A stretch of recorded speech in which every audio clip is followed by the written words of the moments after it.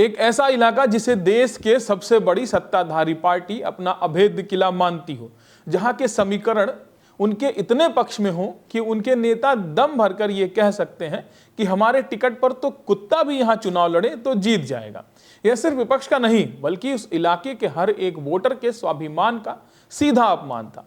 लेकिन जनता जनार्दन है, वो कब किसे अर्श से फर्श पर ला दे इसका अंदाजा बड़े बड़े चाणक्य भी नहीं लगा पाते। आज आपको एक ऐसे ही अवैध किला के ढहने की परत दर परत कहानी सुनाएंगे। एक ऐसा चुनाव जहां ना तो गोदी मीडिया का प्रोपेगेंडा चला, ना हिंदू मुस्लिम की जहरीली नैरेटिव काम आई और ना ही सत्ता का गुरूर टिका। ये कहानी है बिहार के राजधानी पटना के दिल में बसी बांकीपुर विधानसभा सीट की, जहां से जन सुराज के संस्थापक प्रशांत किशोर ने वो ऐतिहासिक कारनामा कर दिखाया है जिसने दिल्ली से लेकर पटना तक सत्ताधीशों की नींदें उड़ा दी हैं। आज के इस वीडियो में समझेंगे कि कैसे प्रशांत किशोर ने भारतीय जनता पार्टी के इस तिलिस्म को जमींदोज कर दिया।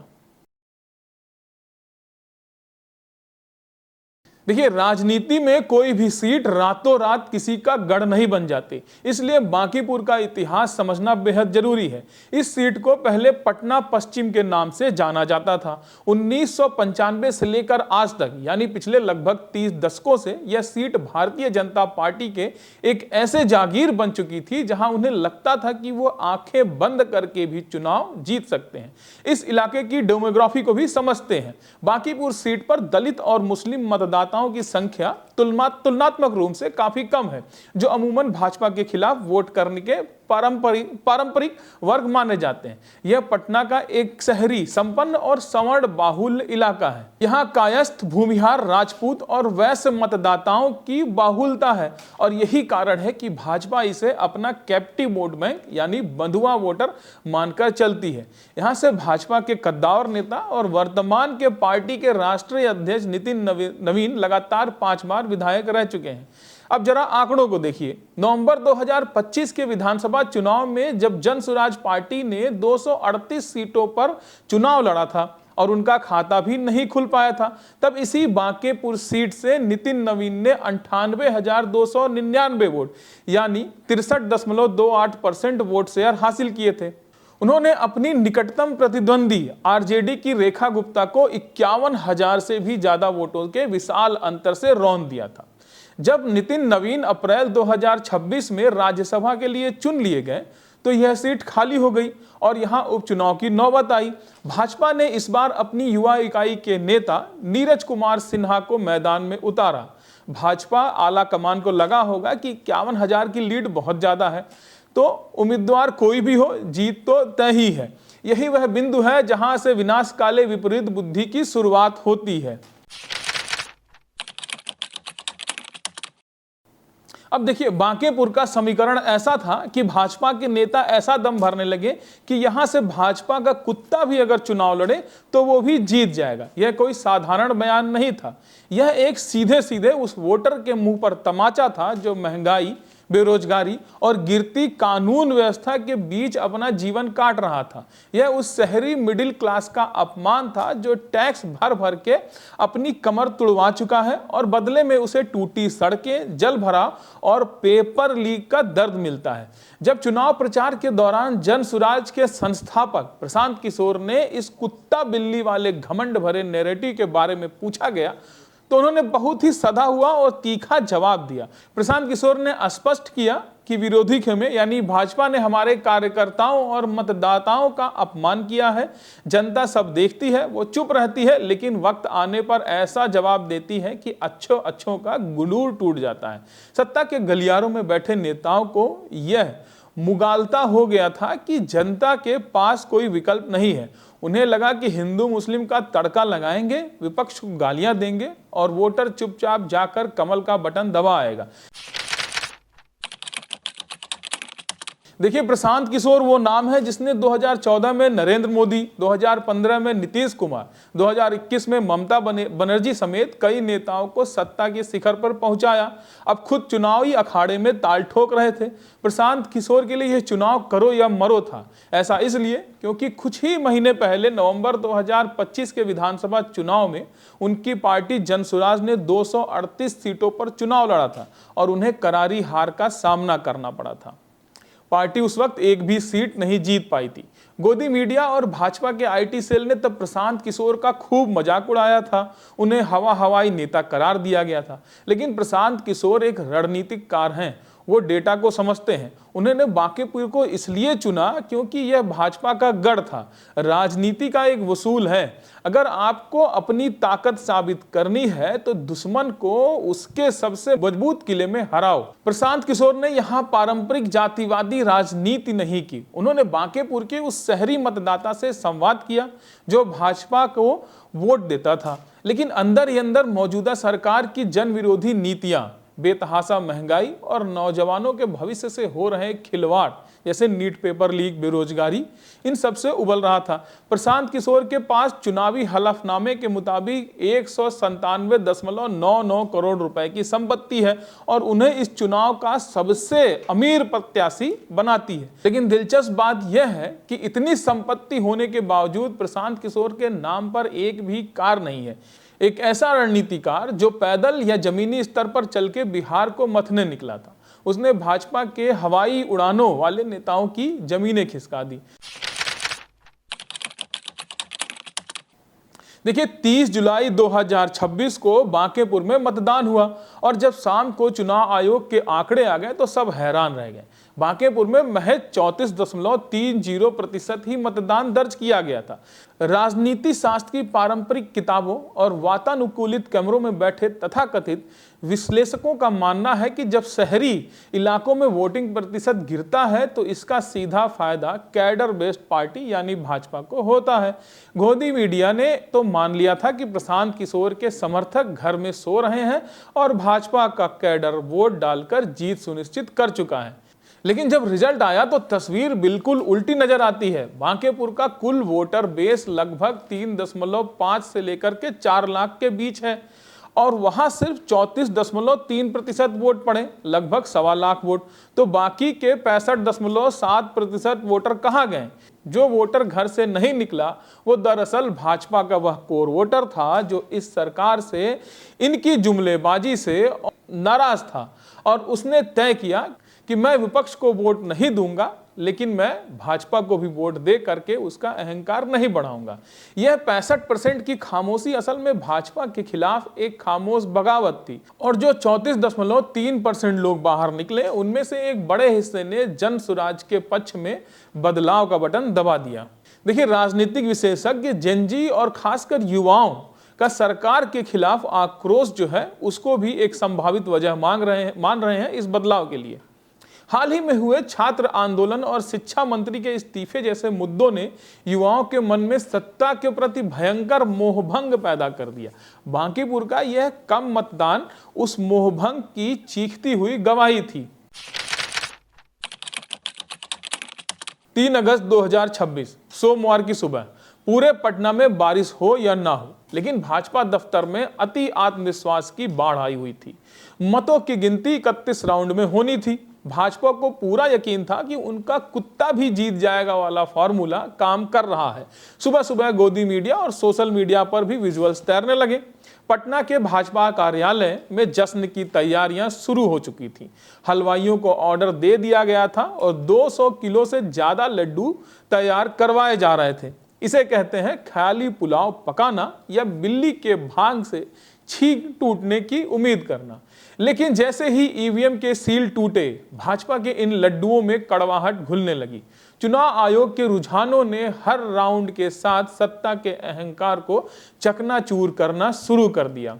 दूसरा राउंड प्रशांत किशोर 3795 वोटों के साथ आगे, भाजपा के नीरज कुमार 2634 वोटों के साथ 1161 वोटों से पिछड़ गए।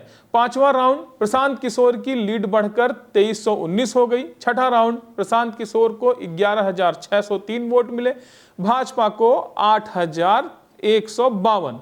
लीड 3451 पार। 11वां राउंड प्रशांत किशोर की बढ़त 6000 वोटों के पार पहुंच चुकी थी। 15वां राउंड प्रशांत किशोर 29,752 वोट पर पहुंच गए और भाजपा 8,202 वोटों से पीछे हो गई। 18वां राउंड बांकेपुर में 18वें राउंड तक आते आते जनसुराज की बढ़त 10,436 वोटों के पार हो गई। प्रशांत किशोर 35,713 और भाजपा 25,277 पर सिमट गई। जैसे जैसे राउंड आगे बढ़ रहे थे वैसे वैसे पटना के उस भाजपा कार्यालय में जहां 200 किलो लड्डू बन रहे थे वहां सन्नाटा पसरता जा रहा था। दोपहर होते होते पटना के भाजपा ऑफिस में ऐसा सन्नाटा पसरा कि वहां बड़े बड़े नेताओं को तो छोड़िए, सिर्फ और सिर्फ सुरक्षा कर्मी ही मौजूद नजर आ रहे थे।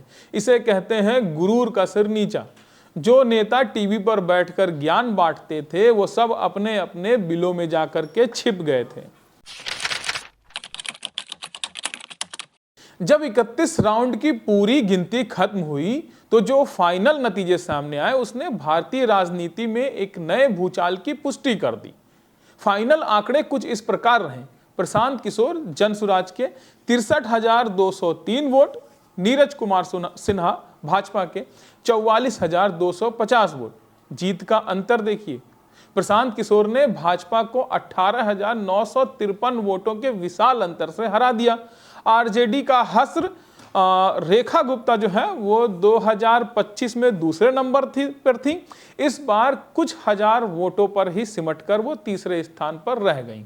अब आइए इस इतने बड़े स्विंग को समझते हैं। नवंबर 2025 में भाजपा ने यह सीट 51,000 से अधिक वोटों से जीती थी। अगस्त 2026 में यानी महज 8 से 9 महीने के भीतर वो 18,953 वोटों से हार गए। इसका मतलब है कि बांकेपुर के मतदाताओं के बीच लगभग 70,000 वोटों का स्विंग हुआ।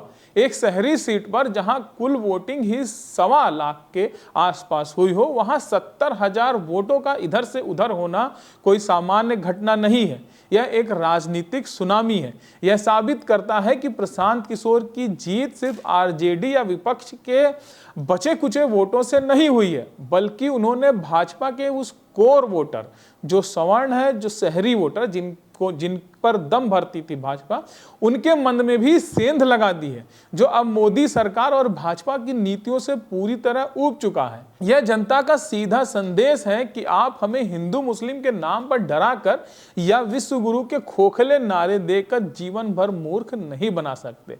जब घर में रोजगार नहीं होगा, जब थाली से दाल गायब होगी और जब बच्चों के भविष्य वाले पेपर लीक होंगे तो जनता कमल को कीचड़ में ही छोड़ देगी।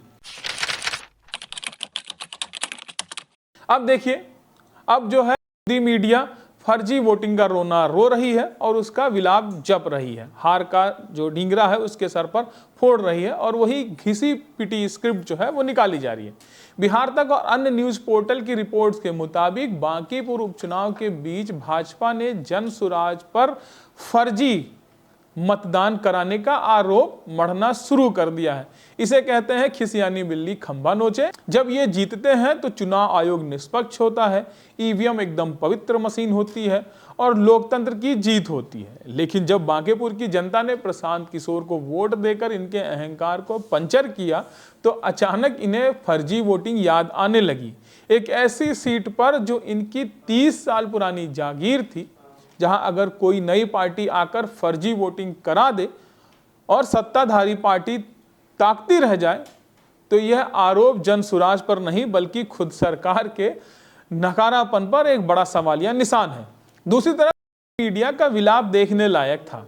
जो एंकर कल तक चीख चीख कर बता रहे थे कि प्रशांत किशोर का कोई वजूद नहीं है, वो अचानक इस हार को स्थानीय कारण बताकर डैमेज कंट्रोल में लगे हुए हैं। लेकिन सच्चाई तो यह है कि यह हार सिर्फ बांकेपुर की सीमित नहीं रहने वाली। इसी दिन आए नतीजों में मध्य प्रदेश की दतिया सीट पर भी भाजपा को कांग्रेस के हाथों करारी शिकस्त का सामना करना पड़ा।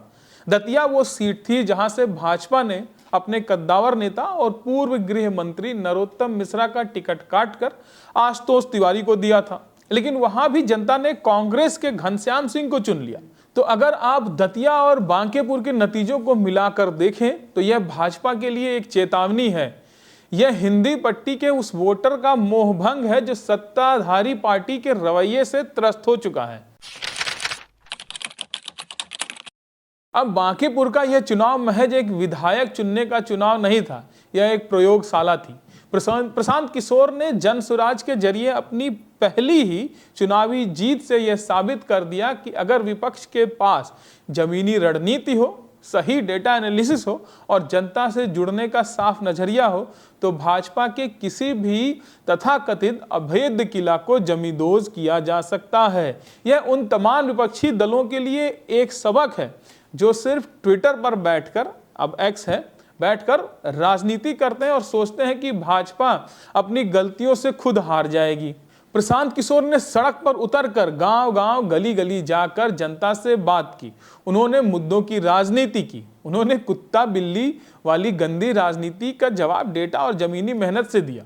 मौजूदा भाजपा सरकार के लिए बांकीपुर की यह हार दीवार पर लिखी वो इबारत है जिसे अगर उन्होंने अभी भी नहीं पढ़ा तो आने वाले यूपी 2027 के विधानसभा चुनाव और आगे दिल्ली के सफर में भी उन्हें ऐसी कई और खौफनाक त्रासदियों का सामना करना पड़ेगा। जनता ने स्पष्ट कर दिया है कि लोकतंत्र में मालिक सिर्फ और सिर्फ वोटर होता है। सत्ता का अहंकार चाहे जितना भी ऊंचा हो, जनता की उंगली में इतनी ताकत होती है कि वो एक ईवीएम का बटन दबाकर बड़े बड़े चाणक्यों को उनकी असली हैसियत दिखा सकती है।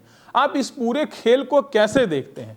क्या आपको भी लगता है कि प्रशांत किशोर ने बिहार की राजनीति में एक नए युग की शुरुआत कर दी है या यह सिर्फ सत्ताधारी दल के अहंकार की एक हार है?